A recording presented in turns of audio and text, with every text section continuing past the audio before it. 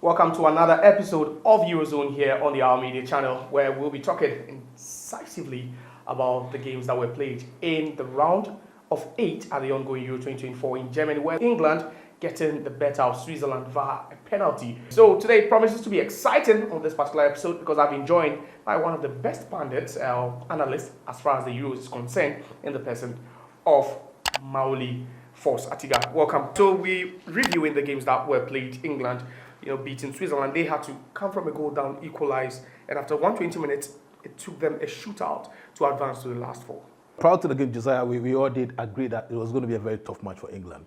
Because the Swiss in this tournament have really shown that what they are up for good, right? They came to the tournament well prepared, and their captain Granit Xhaka, has been so far one of the best players in the tournament. So I wasn't really surprised that they took the lead, before the English were able to equalize. And you see, one problem that I have with the English is the fact that they've not been able so far to dominate in a game.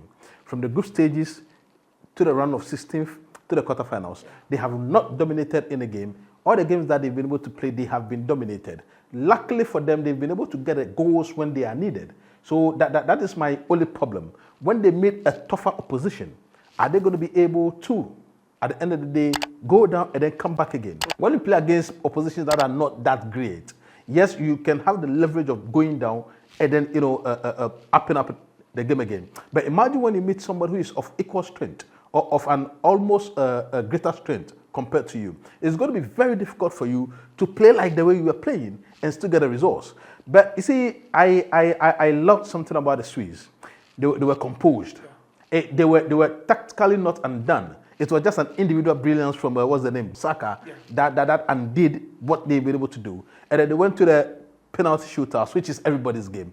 But the English have grown, right, when it comes to penalty shootouts because they've not been great.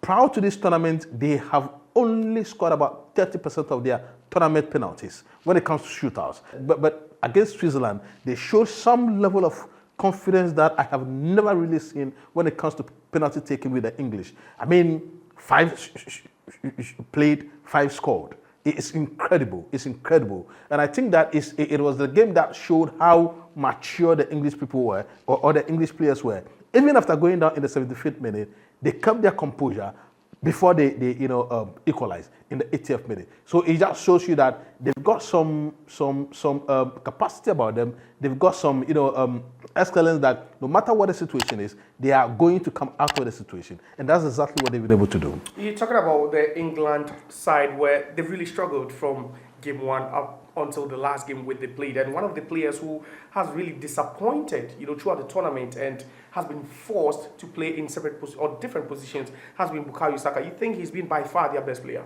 Bukayo Saka, is not by far their best player. I in the English team, I wouldn't know whom I'm going to say is their best player yet.